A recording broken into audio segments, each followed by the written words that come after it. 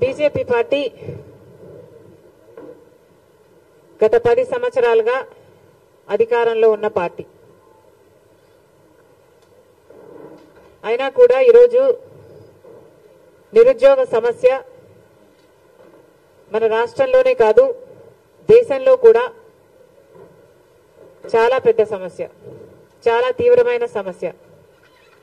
BJP party సంవత్సరానికి 2 కోట్ల ఉద్యోగాలు ఇస్తామని మాటిచ్చి అధికారంలోకి వచ్చారు. ఇప్పటికి 10 ఏళ్ళు అయింది. అంటే సంవత్సరానికి 20 కోట్ల ఉద్యోగాలు, 10 ఏళ్లలో 20 కోట్ల ఉద్యోగాలు ఇచ్చుండాలి. ఎన్ని ఉద్యోగాలు ఇచ్చిందో బీజేపీ పార్టీ స్టేట్మెంట్ రిలీజ్ చేయాలి. కనీసం మన రాష్ట్రానికి కనీసం 1 కోటి ఉద్యోగాలైనా వచ్చాయా? ఇది ఓకేనమ్మా? మన రాష్ట్రానికి ఎన్ని ఉద్యోగాలు ఇచ్చారు బీజేపీ పార్టీ? సమాధానం చెప్పాలి. అరే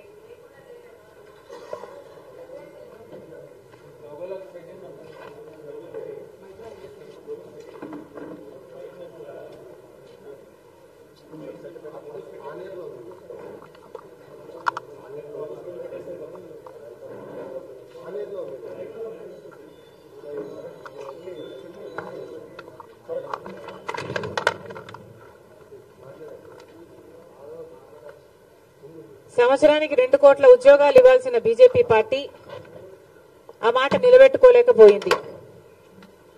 20 కోట్ల ఉద్యోగాలు ఇస్తామన్న బీజేపీ పార్టీ మన రాష్ట్రాన్నే కాదు ప్రతి రాష్ట్రాన్ని, దేశంలోని ప్రతి రాష్ట్రాన్ని మోసం చేసిన పార్టీ, యువతను మోసం చేసిన పార్టీ బీజేపీ పార్టీ.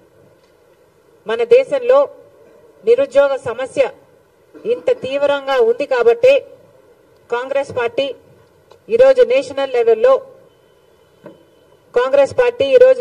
లెవెల్లో యువకులకు న్యాయం చేయటానికి మేనిఫెస్టోను రిలీజ్ చేసింది. మొన్న రాహుల్ గాంధీ గారు, కాంగ్రెస్ ప్రెసిడెంట్ ఖార్గే గారు కలిసి యువకుల కోసం రిలీజ్ చేసిన నేషనల్ మేనిఫెస్టో ఒకసారి మన రాష్ట్ర ప్రజలకు కూడా తెలియాలి కాబట్టి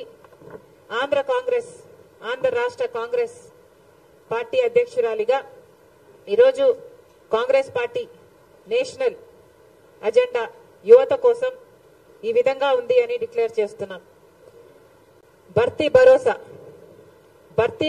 భరోసా అనే స్కీము కాంగ్రెస్ ప్రభుత్వము అధికారంలోకి వచ్చినాక 30 లక్షల ఉద్యోగాలను భర్తీ చేస్తుంది అని దేశంలోని యువతలందరికీ మాటిస్తున్నాం.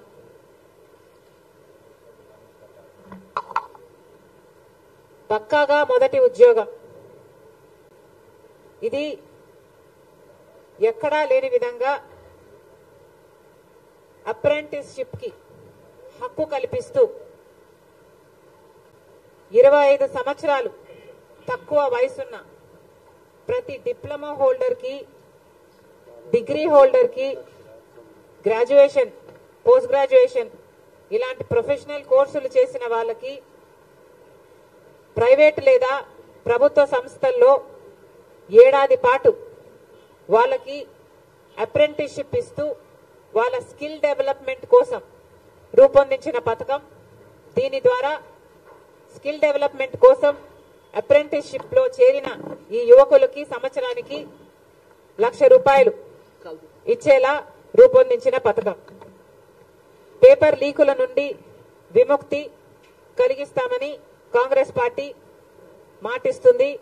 ఇటీవల చూసాం, ఉత్తరప్రదేశ్ లో అయితేనేమి, మొన్న పక్కన ఉన్న తెలంగాణలో అయితేనేమి పేపర్ లీకులు అయ్యి ఎంతమంది బిడ్డలు ఆత్మహత్యలు చేసుకున్నారో కూడా చూసాం. ఇలాంటివి కాకుండా ఉండడానికి కట్టుదిట్టమైన భద్రత, కఠినమైన కొత్త చట్టాల ద్వారా పేపర్ లీకులు అన్నది జరగకుండా ఉండేటట్టు చూస్తామని కాంగ్రెస్ పార్టీ మాటిస్తుంది. గిగ్ ఎకానమీలో సామాజిక భద్రత.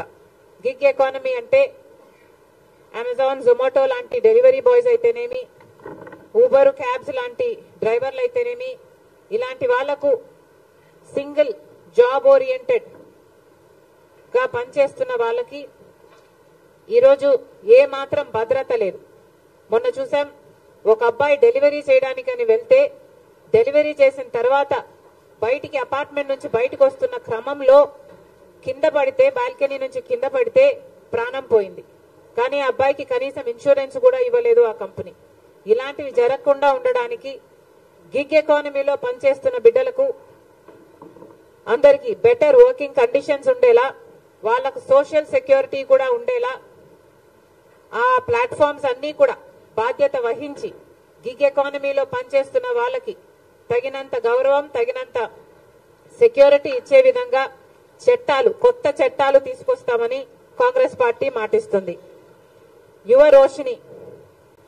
యువరోషిని ద్వారా 5,000 కోట్లతో ఒక కార్పస్ ఫండ్ ఏర్పాటు చేస్తామని, దీని ద్వారా 40 సంవత్సరాలు కంటే తక్కువ ఉన్న వారికి వారు ఏదైనా ఉద్యోగాలు ఏదైనా చిన్న స్టార్టప్లు చేసుకోవాలంటే వాళ్ళకి ఫండ్ ఇస్తామని కాంగ్రెస్ పార్టీ మాటిస్తుంది.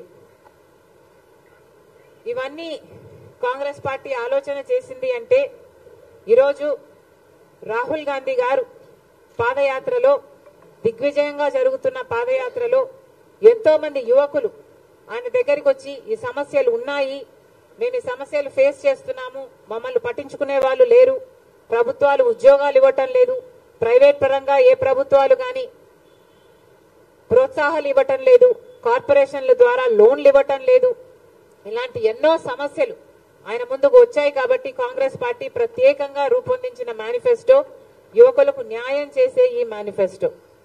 ప్రత్యేకంగా ఆంధ్ర రాష్ట్రంలో యువకులకైతే న్యాయం జరగటం లేదు.